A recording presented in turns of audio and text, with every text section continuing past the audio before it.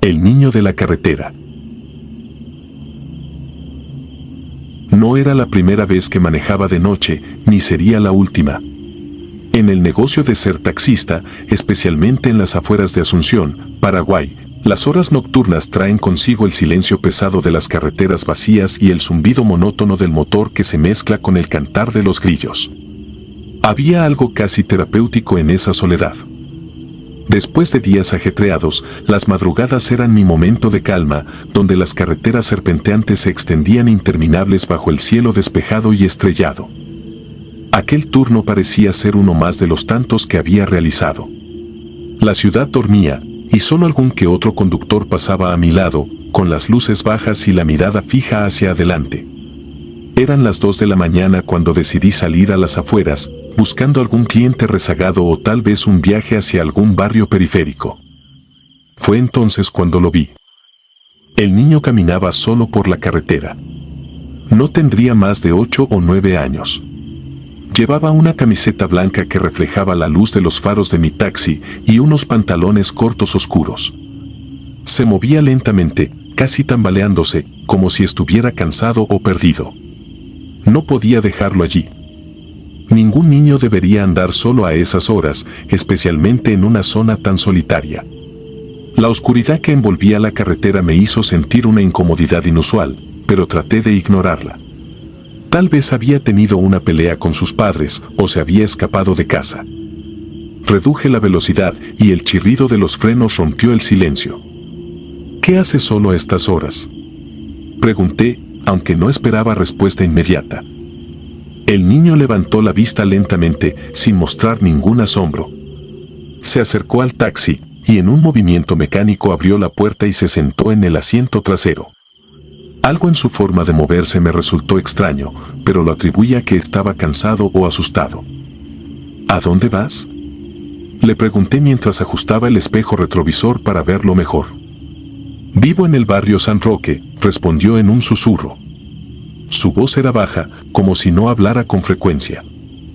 Ese barrio no estaba muy lejos, tal vez a unos 10 minutos de donde estábamos.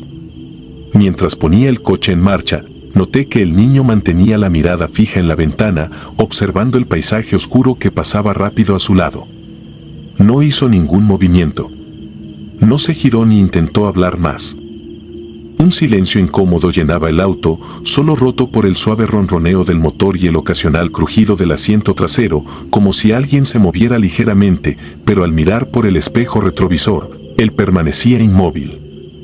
Conforme avanzaba hacia el barrio San Roque, empecé a sentir una ligera presión en el pecho, una especie de peso que no podía explicar. Era como si el aire en el coche se volviera más denso, más difícil de respirar. Había algo en la presencia de ese niño que me inquietaba profundamente, aunque no podía definir exactamente qué. Era solo un niño, ¿verdad? Tal vez mi imaginación me estaba jugando una mala pasada debido a las horas que llevaba conduciendo. Finalmente llegamos al barrio. Las casas estaban oscuras y no había ni un alma en la calle. El asfalto desgastado crujía bajo las llantas del taxi y las luces tenues de los postes apenas iluminaban el camino. El niño no me había dado una dirección específica, así que reduje la velocidad y miré hacia el espejo retrovisor una vez más, listo para preguntarle dónde exactamente quería que lo dejara. Cuando giré la cabeza para hablarle, mi corazón se paralizó. El asiento trasero estaba vacío. No había rastro del niño. La puerta no se había abierto. No había escuchado ningún ruido, ningún movimiento, nada que me indicara que se hubiera bajado del auto. Simplemente, ya no estaba. El frío recorrió mi espalda como un golpe seco y el miedo se instaló en mis entrañas. Me giré completamente en mi asiento, comprobando el espacio trasero del coche, pasando la mano por donde minutos antes había estado sentado. Nada. El asiento estaba liso, como si nadie lo hubiera tocado. Mi mente buscaba una explicación lógica. Quizás me estaba quedando dormido al volante. Tal vez había imaginado todo. Decidí encender un cigarrillo para calmarme y pensar mejor. El humo se mezcló con el aire pesado del coche, pero no logró disipar la sensación de que algo muy malo acababa de suceder. Miré a mi alrededor, esperando ver alguna señal del niño en la oscuridad. Alguien debía haberlo visto antes. En el pueblo siempre hay alguna persona despierta, algún curioso que no se va a la cama temprano. Caminé por la calle, esperando encontrar a alguien. Pronto vi una luz débil que salía de una ventana. Decidí acercarme. Toqué la puerta suavemente. Tras unos momentos, un anciano de aspecto cansado y demacrado abrió. Me miró con curiosidad, quizás desconcertado por la hora. Disculpe, señor, empecé, acabo de traer a un niño que dijo vivir en este barrio. No sé exactamente dónde. Pero cuando giré para despedirme, ya no estaba. Se esfumó de mi coche. ¿Conoce a alguien que haya perdido a un niño recientemente? El anciano me miró con ojos tristes, como si hubiera escuchado esta historia antes. ¿Qué aspecto tenía el niño?, preguntó con voz ronca. Tenía una camiseta blanca y pantalones cortos oscuros. Estaba solo en la carretera. Dijo que vivía aquí, en San Roque. El hombre asintió lentamente y su mirada se oscureció aún más. Hace muchos años, un niño con esa misma descripción desapareció cerca de aquí. Su nombre era Mateo. Nadie supo nunca qué le pasó. Algunos dicen que fue secuestrado. Otros que se ahogó en el río cercano, pero su cuerpo nunca apareció. Desde entonces, hay quienes aseguran haberlo visto. Lo llaman el pasajero perdido. Aparece en las noches oscuras, buscando que lo lleven a casa, pero nunca llega. Mis piernas temblaron al escuchar sus palabras. Quise argumentar que debía haber una explicación lógica. Quizás había confundido al niño con otro, o tal vez el anciano estaba senil. Pero algo dentro de mí sabía que no era así. No podía negar lo que había visto, o más bien, lo que no había visto. ¿Alguna vez lo encontraste?, pregunté casi sin aliento. A Mateo, nadie lo ha vuelto a encontrar. Solo se aparece en noches como esta. Y tú tuviste la mala suerte de cruzarte con él. Volví al taxi con las manos temblorosas. Encendí el motor, esperando que el sonido familiar me devolviera a la realidad. Pero mientras recorría las calles vacías, no podía dejar de mirar hacia el asiento trasero. Algo me decía que no debía. Sentía un peso invisible, una presión en la nuca, como si aún estuviera allí, observándome. Intenté concentrarme en la carretera, pero el miedo me tenía atrapado. Cuando finalmente regresé a mi casa, no pude dormir. El recuerdo del niño seguía grabado en mi mente y el miedo de verlo de nuevo me tenía alerta, con los ojos abiertos en la oscuridad. Cada pequeño ruido me hacía sobresaltar y cada sombra parecía alargarse, tomando la forma de algo que no debía estar allí. Los días siguientes fueron un infierno. Cada vez que salía a trabajar de noche, me encontraba revisando compulsivamente el asiento trasero antes de recoger a un cliente. Pero la sensación persistía. Algo, o alguien, me estaba siguiendo. Incluso en las noches en que no había clientes, sentía una presencia, algo inexplicable. Me he planteado dejar el trabajo, abandonar el taxi, irme lejos, donde no puedan encontrarme. Pero sé que no importa a dónde vaya. El pasajero perdido siempre estará allí, esperando por otro viaje. Y temo que, tarde o temprano, vuelva a subir a mi coche, esperando llegar a un destino que nunca alcanzará. Pasajera de las 2:58 de la mañana. Llevo más de 15 años conduciendo un taxi en Monterrey y, aunque la noche no perdona al distraído, terminé acostumbrándome a sus rutinas, los antros que sueltan a sus huestes de tragos baratos, los obreros derrotados por el tercer turno, los amantes que discuten en voz baja creyendo que el conductor es sordo. Nada me sorprendía realmente hasta la madrugada del 14 de junio de 2012, cuando descubrí lo frágil que es la seguridad que uno fabrica en la cabina. Aquella guardia empezó con el tedio habitual, di vueltas al Parque Fundidora, crucé 2 veces la avenida Madero y me apuré a cargar gasolina antes de que cerrara la estación. A las 2:40 de la mañana. La ciudad parecía una maqueta apagada, apenas si se escuchaba el zumbido de los transformadores y algún perro que ladraba en patios lejanos. Tomé la lateral de Constitución para regresar al centro. El semáforo en Arroyo Seco cambió a verde y fue entonces cuando la vi, una figura femenina con camisón liso, pies desnudos, los brazos cruzados sobre el pecho como si se abrazara para no desmoronarse. No llevaba bolso ni celular a la vista. El cabello, largo y enmarañado, se pegaba a su rostro sudoroso.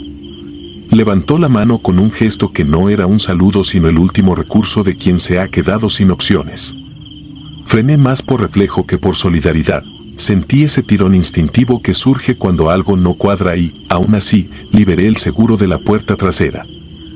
La mujer entró sin titubear y se dejó caer en el asiento como si escapara de un incendio invisible.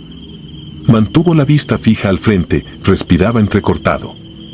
El aire se llenó de un olor a cloro y metal, como pasillos de hospital recién trapeados. Quise preguntar a dónde la llevaba, ella respondió con la voz rota, casi un murmullo que los espejos del coche devolvían amplificado, solo conduce.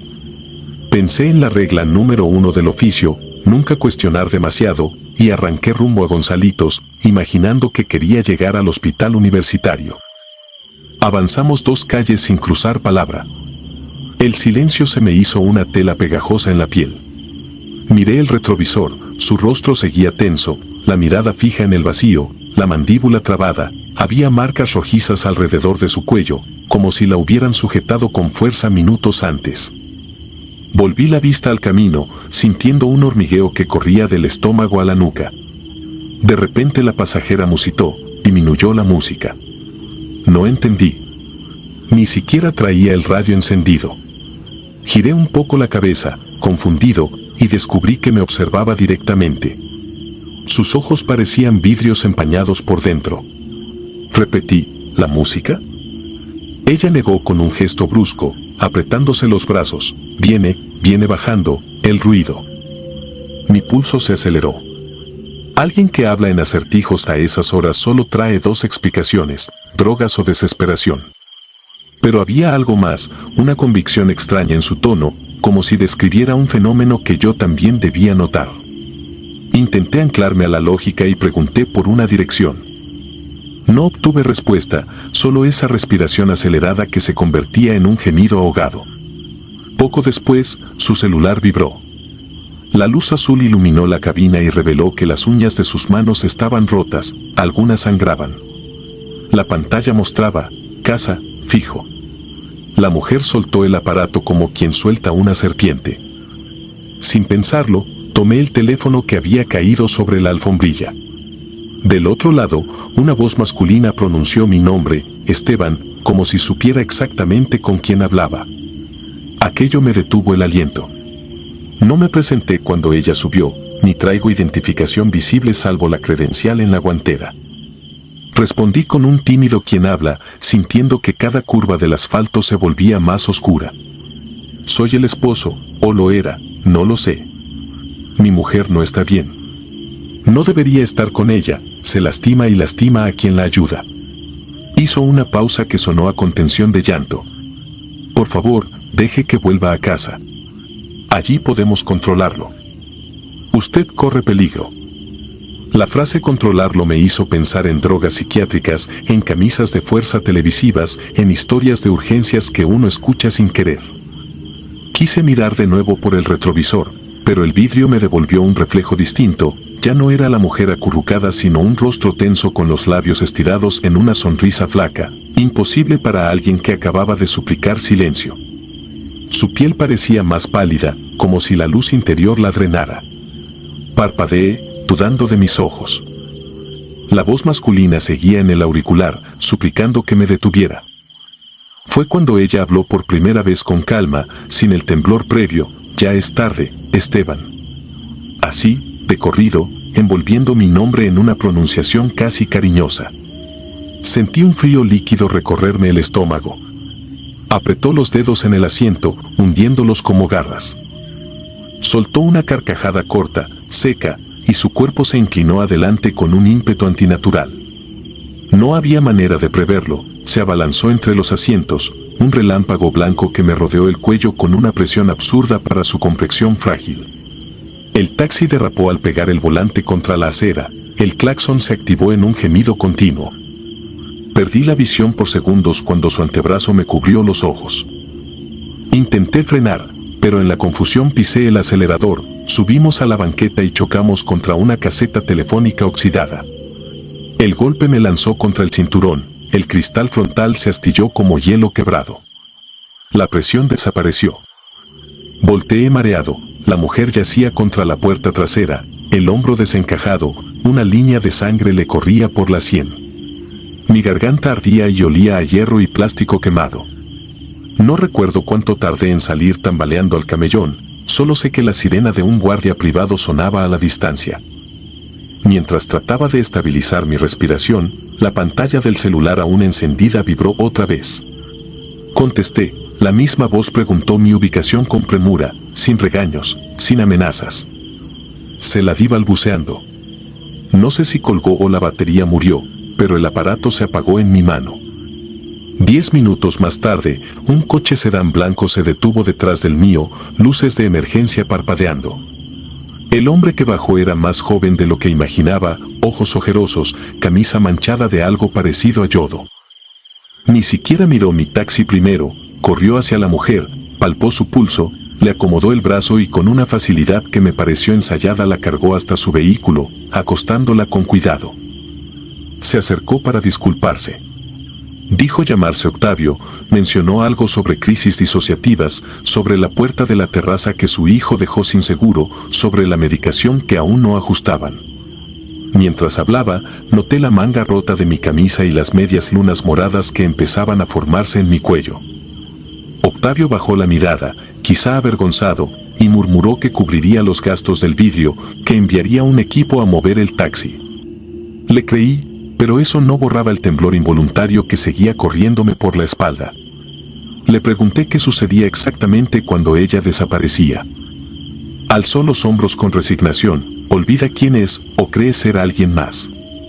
No hay patrón, solo huye del dolor que guarda. Cerró la puerta del sedán y se marchó. El motor se alejó dejando un eco hueco, como si la calle se tragara el sonido. Quedé de pie, respirando el humo que salía del cofre comprimido. Llegó una patrulla, expliqué un altercado con un pasajero y acepté la ambulancia para revisión de rutina. En el hospital, el médico de urgencias niega con la cabeza al revisar las marcas, un estrangulamiento parcial, dice, pero no hay fractura de cartílago. Firmo el alta voluntaria y tomo un Uber a casa, incapaz de subirme a otro sedán amarillo. Durante las semanas siguientes trabajé solo turnos diurnos. Sin embargo, cada crepúsculo un pensamiento martillaba, ¿y si ella vuelve a escapar, si decide abordar otro taxi sin que Octavio la alcance, y si la próxima víctima no frena a tiempo? Empecé a leer sobre trastornos psicóticos, hallé reportes de fugas nocturnas, de agresiones impulsivas. Pero nada explicaba la mirada que vi reflejada en el espejo, aquello no era simple desconexión o delirio, había gozo en la expresión, una hambre antigua, como si algo hubiese aprovechado la herida mental para abrirse paso.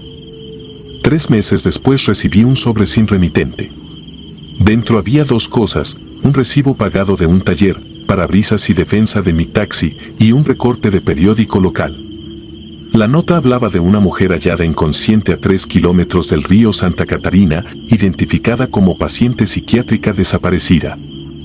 Sin embargo, lo perturbador era la fotografía, tomada de lejos, mostraba a la misma mujer de la bata blanca de espaldas, con la cabeza ladeada hacia la cámara, y en el reflejo de un charco frente a ella se distinguía un rostro borroso que no coincidía con sus rasgos.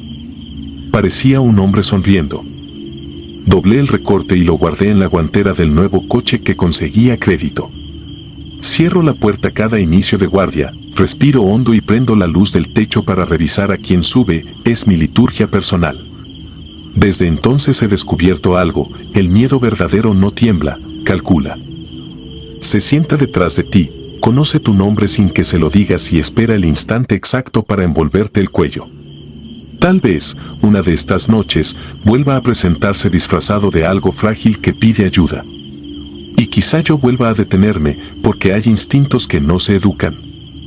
Pero ahora sé que, en la frontera resbaladiza entre la enfermedad y la maldad, Basta un pequeño desvío para que ambos rostros se fundan en el espejo retrovisor a las 2:58 de la mañana. Si te gustaron las historias de terror, regálanos tu like y coméntanos qué te gustaría escuchar en el próximo capítulo. Y si no estás suscrito o suscrita, te invito a que lo hagas para que no te pierdas lo mejor del archivo del terror. Sin más, gracias por escucharnos, hasta la próxima.